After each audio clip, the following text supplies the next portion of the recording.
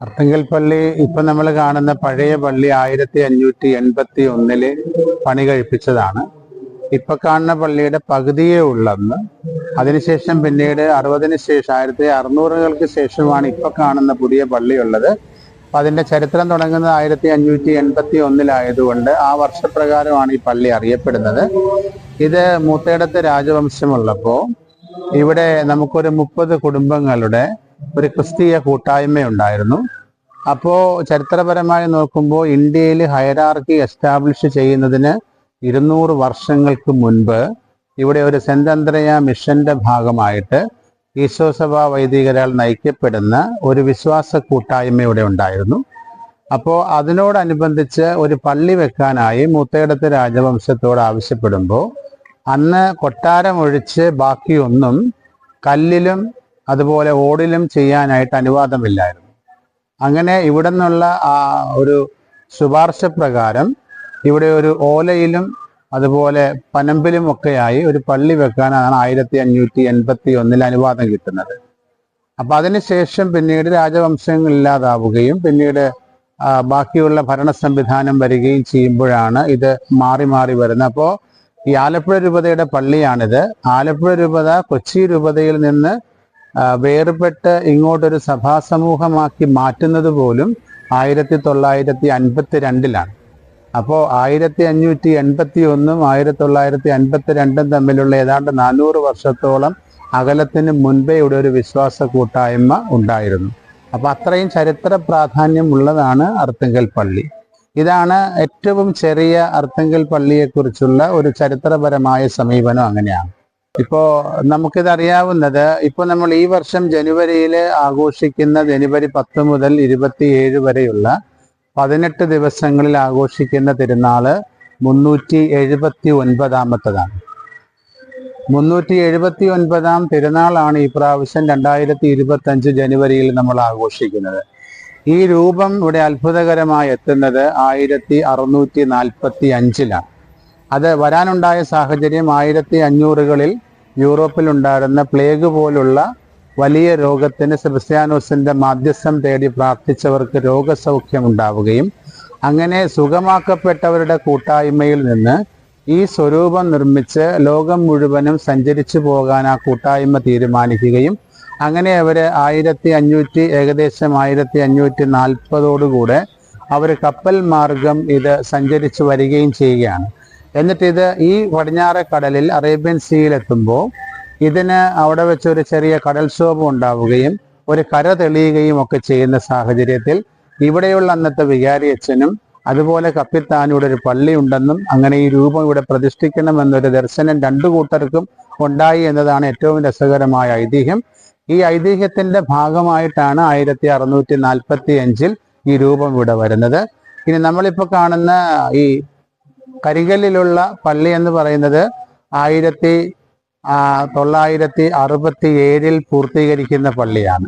ഇപ്പൊ ഈ അത്ഭുതമായി എത്തിയ ഈ രൂപം ഈ പള്ളിയുടെ ഇടതുവശത്തുള്ള പ്രത്യേകമായി വെള്ളിപ്പൂക്കളാൽ അലങ്കരിച്ചിട്ടുള്ള പ്രത്യേക കൂട്ടിലാണ് ഈ 379 വർഷം പഴക്കമുള്ള ഈ രൂപം അവിടെ ഇരിക്കുന്നത്. അപ്പോൾ സാധാരണഗതിയിൽ വിശുദ്ധന്റെ തിരുനാള് ജനുവരി മാസമാണ്. അപ്പൊ അതുകൊണ്ട് ഇത് സ്വാഭാവികമായിട്ടും 1645 ഈ രൂപം ഇവിടെ എത്തിയിട്ടുണ്ടാകും. 46 മുതലാണ് തിരുനാൾ നമ്മൾ ആഘോഷിച്ചത്. അങ്ങനെയാണിത് 379-ാമത്തെ തിരുനാളാകുന്നത്. ഇവിടെ വിളിച്ചുകൊണ്ടിരിക്കുന്നയാള് ജാക്കോമോ ഫിനീഷി അച്ഛനാണ്. അച്ഛൻ ഇവിടുന്ന് പോയതിന് ശേഷമാണ് രൂപം എത്തുന്നത്. അതായത് 1557 മുതൽ 1632 വരെയാണ് അച്ഛൻ്റെ കാലാവധി, അതായത് ജീവിത ദൈർഘ്യം അതാണ്.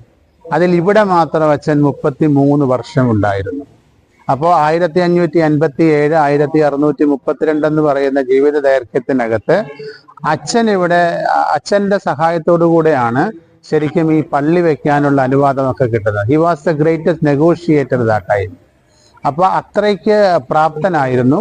ഈ അച്ഛനെയാണ് ഈ ഭാഗത്തുള്ളവര് ആദ്യം വെളുത്തച്ഛൻ എന്ന് വിളിക്കുന്നത്. ഇപ്പോ അർത്തുങ്കൽ പുണ്യവാളനെയും വെളുത്തച്ഛൻ എന്നാണ് വിളിക്കുന്നത്. അപ്പൊ അതൊരു ഫോറിൻ പേരായിട്ട് മാത്രമായിരുന്നു അന്ന് കണ്ടു തുടങ്ങിയത്. അപ്പൊ അതാണ് ഈ ജാക്കോമോ ഫിനീഷി അച്ഛൻ ഇവിടെ തന്നെയാണ് മരിച്ചത്, ഇവിടെ തന്നെയാണ് അടക്കം ചെയ്തത്. നമുക്ക് ഈ 1581 പണി കഴിപ്പിച്ച നമ്മൾ വിളിക്കുന്ന പഴയ പള്ളിയിലെ അൽത്താരയിലാണ് അച്ഛൻ്റെ കുഴിമാടം ക്രമീകരിച്ചിട്ടുള്ളത്. അപ്പോൾ അച്ഛൻ്റെ ആയുസ് മുഴുവൻ, അതുകൊണ്ട് അച്ഛനെ വിളിക്കുന്ന അർത്തുങ്കലിൻ്റെ അപ്പോസ്തലൻ എന്നാണ് വിളിക്കുന്നത്. നമ്മൾ ഈ പ്രാവശ്യം ഒരു 2025 കലണ്ടർ ചെയ്യുമ്പോൾ ഒരു പേജ് അച്ഛൻ്റെ കുഴിമാടമാണ് അതിനകത്ത് ചിത്രമായിട്ട് നമ്മൾ കൊടുത്തിരിക്കുന്നത്. അപ്പം അത്രയ്ക്ക് വളരെ പ്രാധാന്യമുള്ളൊരു പേരാണ് ജക്കോമോ ഫിനീഷ്യ അച്ഛൻ. ആ അച്ഛൻ ശരിക്കും വരുന്നത് ഇറ്റലിയിൽ നിന്നാണ്. ആ പേര് പോലും ജക്കോമോ ഫിനീഷ്യോ എന്ന് പറയുന്നത് ഇറ്റാലിയൻ ഈശോ സഭാ വൈദികനാണ് അദ്ദേഹം. നിർഭാഗ്യവശാൽ നമുക്കൊരു ഫോട്ടോ പോലും അവൈലബിൾ അല്ല. അടുത്ത കാലത്ത് എനിക്ക് മനസ്സിലായിട്ടുള്ളത് ഒരു 32 വർഷത്തെ അകലത്തിൽ എനിക്ക് മനസ്സിലാകുന്നത് ശബരിമലയിലെ തീർത്ഥാടനവും ഇവിടുത്തെ തിരുനാളും ഏതാണ്ട് അടുത്തടുത്ത നാളുകളിലാണ്. മണ്ഡലകാലവും അർത്തുങ്കൽ തിരുനാൾ, മകരം തിരുനാളും തമ്മിൽ. അപ്പോൾ അവരുടെ ഒരു നേർച്ചയുടെ ഭാഗമായിട്ട് അവര് മല കയറി തിരിച്ച് അർത്തുങ്കലെത്തി മാല ഊരി പോകുന്നതാണ് അവരുടെ നേർച്ചയുടെ പൂർത്തീകരണമായിട്ട് അവർ കണ്ടുകൊണ്ടിരിക്കുന്നത്. അതുകൊണ്ട് കഴിഞ്ഞ കുറേ വർഷങ്ങളായി അവര് ഇവിടെ വരികയും അവരുടെ പ്രാർത്ഥനയുടെ പൂർത്തീകരണമായിട്ട് ഇത് നിർവഹിക്കുകയും ചെയ്യുന്നു. നമുക്ക് ഓരോ വർഷവും ഇങ്ങനെ മാല ഊരി പോകുന്ന ഒരുപക്ഷെ 100 കണക്കിന് അയ്യപ്പ ഭക്തരെ കാണാം. അവരൊരു 10, 15, 20 പേരായി വന്ന് കൂട്ടത്തോടെ വന്ന് നമ്മുടെ പഴയ പള്ളിയിലാണ്. പെരുന്നാളിന്റെ സമയമാകുമ്പോൾ നമ്മൾ പുതിയ പള്ളി നിറയെ സർവീസ് ആയിരിക്കും. അപ്പോൾ അവർ പഴയ പള്ളിയിലെത്തി ഈ മാല ഊരി ആ നേർച്ച പൂർത്തിയാക്കി പോകുന്ന കാഴ്ച ഇത് ഏകദേശം ആ ദിവസങ്ങളിൽ എപ്പോഴും കാണുന്ന ഒരു കാഴ്ചയാണ്. അപ്പോൾ അവരുടെ ഒരു ഭക്തി, ഇത് അർത്തുങ്കൽ തിരുനാളിനെ വിളിക്കുന്നത് മതമൈത്രിയുടെ തിരുനാൾ എന്നാണ്. അതുകൊണ്ട് ഇവിടെ ഒരു പെരുന്നാളിന്റെ ഈ പറയുന്ന 18 ദിവസങ്ങളിൽ ഒന്ന് മതമൈത്രിയുമായി ബന്ധപ്പെട്ട ഒരു സമ്മേളനമോ അതുമായി ബന്ധപ്പെട്ട ഒരു ഒരു പഠന ശിബിരമോ ഒരു പ്രസംഗ ബോധവൽക്കരണമോ ഒക്കെ എല്ലാ വർഷവും നടത്താറുണ്ട്. ഈ പ്രാവശ്യവും അത് 2 ദിവസങ്ങളിലായി നമ്മൾ ക്രമീകരിക്കുന്നു. അതിനെ കലാസന്ധ്യ എന്ന് വിളിക്കുന്നു. അതിലൊരു ഭാഗം ഈ പറയുന്ന പരസ്പര പങ്കുവയ്ക്കലിന്റെ മതമൈത്രിയുടേതായിട്ടാണ് നമ്മൾ സംഘടിപ്പിക്കുക പോലും ചെയ്യുന്നത്. അച്ഛനെ സംബന്ധിച്ച് അച്ഛൻ്റെ പ്രത്യേകത ഒരുപാട് ഗിഫ്റ്റഡ് ആയിരുന്നു ഈ അച്ഛൻ. അച്ഛൻ അത്യാവശ്യം അന്നത്തെ കാലത്ത് അവൈലബിൾ ആകുന്ന നാട്ടുവൈദ്യത്തിന്റെ ചികിത്സ അച്ഛനുണ്ടായിരുന്നു. നമുക്കിതുപോലെ ഈ മെഡിസിനൊക്കെ ഒരുപാട് വികസിക്കാത്തൊരു കാലമാണെന്ന് ഓർക്കണം. 1500കളാണ് നമുക്കിതുപോലെ മെഡിക്കൽ സ്റ്റോറുകൾ. അപ്പോൾ അത്യാവശ്യമായിട്ട് ഈ വിശ്വാസ സമൂഹം അന്ന് എന്തിനും ഏതിനും പള്ളിയിലെത്തുന്ന ഒരു കാലമാണ്. ഇപ്പോഴാണ് അവർക്ക് ഫോണായത്, ജോലിയായത്, കൂടുതൽ പൈസയായത്, മരുന്നിനെ കുറിച്ച് ഇപ്പോഴല്ലേ ഒരു 10-100 വർഷമാകും. അതിനു മുമ്പ് അപ്പൊ ഈ അച്ഛൻ മരുന്ന് കൊടുക്കുന്ന ആളാകും, ഈ അച്ഛൻ പിശാചുബാധ ഒഴിപ്പിക്കുന്ന ആളാകും, ഈ അച്ഛൻ ഒരു കൗൺസിലറാകും, ഈ അച്ഛൻ കൺഫസറാകും. അപ്പോൾ അങ്ങനെ വ്യത്യസ്തമായ റോള് ചെയ്യാനുള്ള ഒരു നിസ്സീമമായ അവൈലബിലിറ്റിയുടെ ആളായിരുന്നു ഈ അച്ഛൻ. അതുകൊണ്ടാണ് ഓരോ വീടിന്റെയും എല്ലാ പ്രശ്നങ്ങളിലും ഇടപെടാനും അതിനുള്ള സമയം കാണുകയും ചെയ്യുന്ന ഒരു അച്ഛൻ. അതുകൊണ്ടാണ് ആ പേര് നിസ്സാര പേരല്ല. അർത്തുങ്കലിന്റെ അപ്പോസ്തലൻ എന്ന് പറഞ്ഞാൽ ആ വിളിക്ക് അർത്തുങ്കൽ പണിതുയർത്തിയ ആളെന്ന് കൂടെ അർത്ഥമുണ്ട്. ഒരുപക്ഷെ ഈ 1952 രൂപത വരുന്നതിന് മുമ്പ് ഈ കൂട്ടായ്മ ഇവിടെ പിടിച്ചു നിർത്തുന്നു. 1829 ചാവറച്ചന്റെ വിശുദ്ധ ചാവറച്ചന്റെ ഓർഡിനേഷൻ ഇവിടെ നടക്കുന്നു. ഇപ്പൊ അദ്ദേഹം സഭയിലെ ആരാധ്യനായ വിശുദ്ധനാണ്. അപ്പൊ അത്രയും രൂപത്തിലേക്ക് ഇത് കൊണ്ടുവരാൻ ആദ്യത്തെ നാളുകളിൽ ബൈബിളിന്റെ ഭാഷയിൽ നട്ട് നനച്ചൊരു വിശ്വാസ പൈതൃകത്തിന്റെ ആള് ജക്കോമോ ഫിനീഷ്യോ അച്ഛനാണ്.